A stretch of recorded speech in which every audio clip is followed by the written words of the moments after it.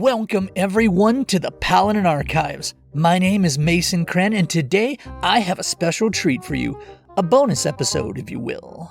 As you may or may not know, everything we do here at the Archives, all the monster analysis, all the lore exploration, is based around an upcoming novel called The Paladin. It details the story of a young man named Jonathan Sutter on his journey to save the very soul of his mentor from the grips of hell itself. A young seminarian, that means a priest in training, Jonathan is asked to assist his mentor, Father Alistair, with an exorcism. But when it all goes to hell, he's left with no choice but to trust a secretive, clandestine group called the Paladin Order. A little bit Dresden Files, a little bit supernatural, and maybe just a pinch of SCP thrown in for flavor. Today, I, Mason Cren, keeper of the Archives, don't tell Maddie I called myself that, present you with a reading from Chapter 1 of Book 2. There are no spoilers in here for Book 1, and I think it really gets the atmosphere of the Paladin across in a very short time. So, with a little assistance from some artwork provided by the one and only Priss, I present to you Chapter 1 of Book 2 of the Paladin Archives. The sun sank low, casting a web of broken shadows through the treetops that danced across the little house. It was older, showing significant wear as well as a severe lack of maintenance. The lawn was overgrown and filled with weeds. There were a few cars parked in the drive that seemed as if they hadn't run in years. Paint peeled from the outside, flaking off with every gust of wind, and tonight, the wind seemed to blow harder than usual, causing the house to shake and creak loudly. Inside a room on the second floor, Rebecca and Jamie sat, backs braced against the door. Rebecca, her auburn hair stained with sweat and blood, wept openly. With one hand, Jamie stifled the girl's cries, and with the other, he clutched an old pair of scissors. He was bruised and covered in small cuts, but despite the pain and fear running through him, he couldn't let them get caught. The footsteps started again. They echoed through the empty hallway outside the room, the floorboards of the old house creaking with each step. Rebecca tensed and clutched the young man beside her. "Where did you go?" The voice echoed, hollow and ethereal. Jamie shut his eyes. This wasn't happening. It was just a nightmare. He'd open his eyes and Rebecca would be on the couch next to him. They'd be with Tom and Kelly and Bridget and Justin and everyone, just watching movies, being regular kids. "They're waiting for you guys," the voice continued. "We just need you." Rebecca's terror began to slip, the teenage girl giving a small, quiet whine of fear as tears continued streaming down her cheeks. Jamie clamped his hand harder over her mouth, but it only served to worsen matters. She choked and coughed, the consequences of which were not lost on the girl. She clutched her hair and bit her lip to silence herself, blood now dripping down her chin. "We'll be together, guys, and he'll be so happy to welcome us, all of us." The voice and the footsteps halted outside the door. The teens held their breath. Jamie's hands wouldn't stop shaking and Rebecca's heart threatened to beat out of her chest. The footsteps moved on. The voice faded. "Why are you hiding from us?"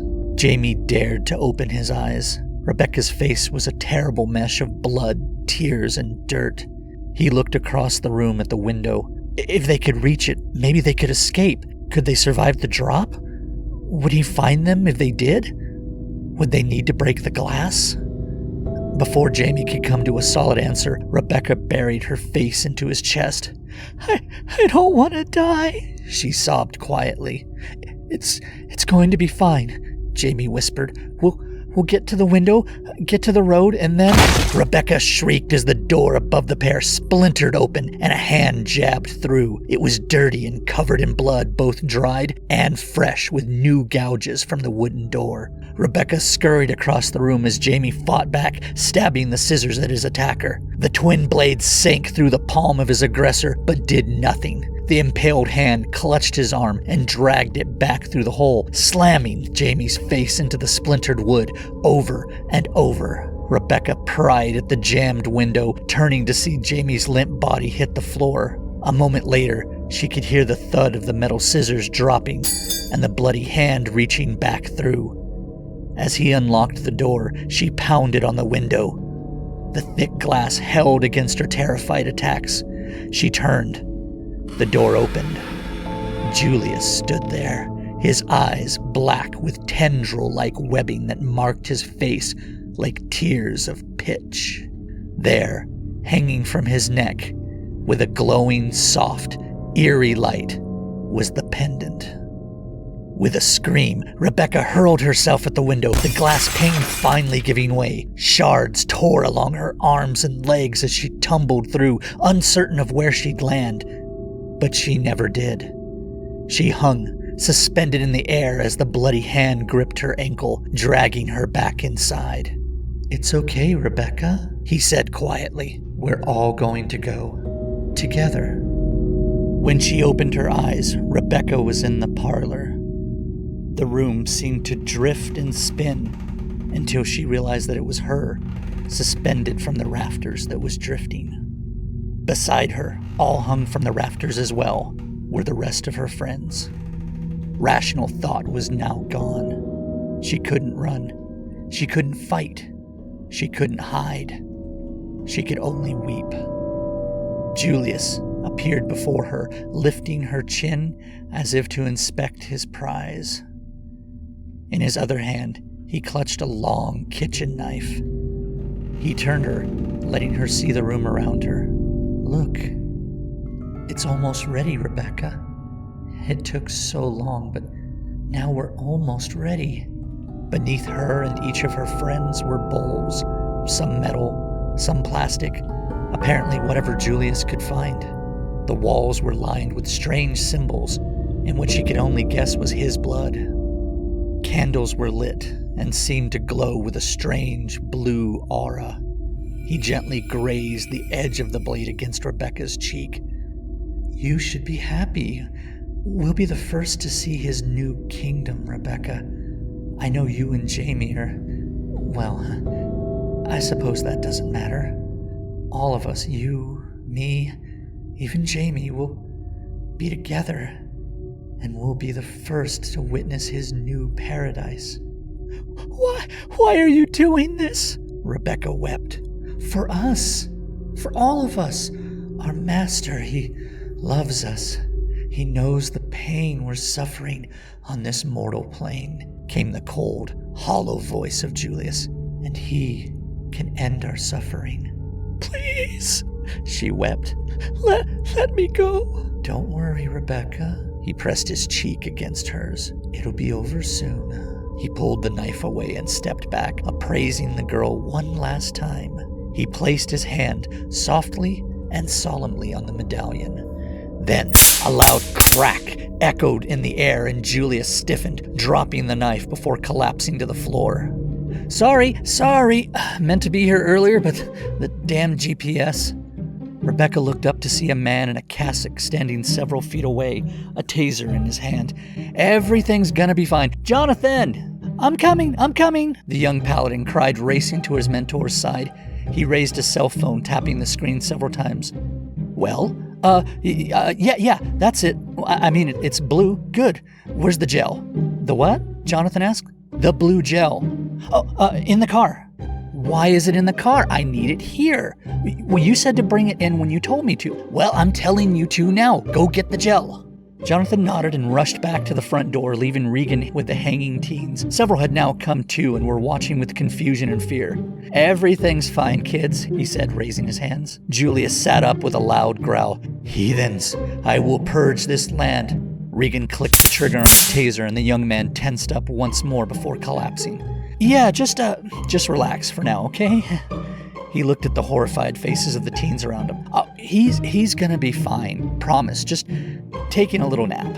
Regan knelt before Julius, whose breathing was now ragged and shallow. His hand hovered over the medallion for a moment before he thought better of it, looking around for anything he might use as a tool. He grabbed the fallen kitchen knife and poked at the pendant, trying to lift it up. "Maybe if I can get it over the nose..." "Jonathan! Right here!" The rookie scrambled into the room, pulling a large plastic picnic cooler behind him. Good, get it open. As Jonathan opened the cooler, revealing a large amount of blue gel within, Julius stirred once more. With another click, Regan squeezed the trigger on his taser, causing the young man to convulse once more before falling limp. Is that gonna hurt him? Jonathan asked.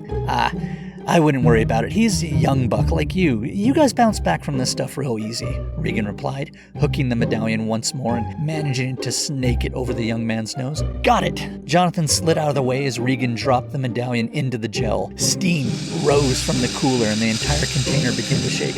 Close it! Close it! Close it! Jonathan slammed the lid shut. Despite having his entire weight on it, the cooler shook and vibrated. It's burning off dark energy, Regan explained as he monitored Julius. Just gotta stay on it until it's all done. Jonathan nodded, holding on to the cooler like a man on a mechanical bull. Regan dusted himself off and turned to the various teenagers suspended from the ceiling, smiling. Okay, so, no need to worry. I've got a cleanup team who'll be here in, Regan checked his phone. 10 minutes, 20 tops. I'm sure you've got lots of questions, and you're probably really worried about your friend. Julius gripped Regan's ankle at that moment, forcing the paladin to shake him off and pull the trigger once more. He'll be fine. He turned to his apprentice. How's the medallion coming? Good, I think. Jonathan managed between bucks. At that moment, the spill spout on the side of the cooler popped open, blue gel pouring onto the floor. Regan scrambled to his partner's side, desperately trying to plug it back up. Between the two paladins, they managed to keep the cooler down, and in just a few minutes, it came to a rest. Regan took a long sigh before checking on Julius one last time. His face was clear from the dark tendrils, and his eyes were once again human. He plucked the taser barbs from the young man's chest, and with Jonathan's help, lifted the cooler. Like I said, everything's gonna be fine. We just gotta get this medallion out of here. The teens watched in silence as the pair moved back out the door. At the car, Jonathan heaved the cooler into the back of the Ford Focus before collapsing against the side. That was intense. Yeah, but you did a good job, Regan assured him. What was all that? What did we just do? Interrupt a horror movie, I'd guess. How you feeling? Jonathan's heart was racing. His chest was tight and heaving with adrenaline. Somehow the young man managed to smile. Good, I guess. That's great. See, you're definitely paladin material. You really mean it? Absolutely, Regan said, moving to the driver's side. The pair sank into their respective seats and relaxed for a moment. Wow, we actually saved those guys, right? Come on, let's get this back to St. Renard's. Then I'll even treat you to an ice cream. I'm not 12, Regan, the rookie replied. Fine, a blizzard. Ooh, Oreo? Sure, Regan answered, checking his wallet. A small one. Come on, let's get out of here before the cleaners show up, Regan said, firing up the Focus. I hate filling out paperwork. With a nod, Jonathan pulled his seatbelt across his lap, and the pair headed back down the lonely road to home. Well, that's your reading sample. I hope you enjoyed it. If you did, please make sure to check out our website listed down in the description and keep your eyes peeled for the Paladin. Until next time, I'm Mason Cren. Keep your eyes peeled. You never know what's hiding out there.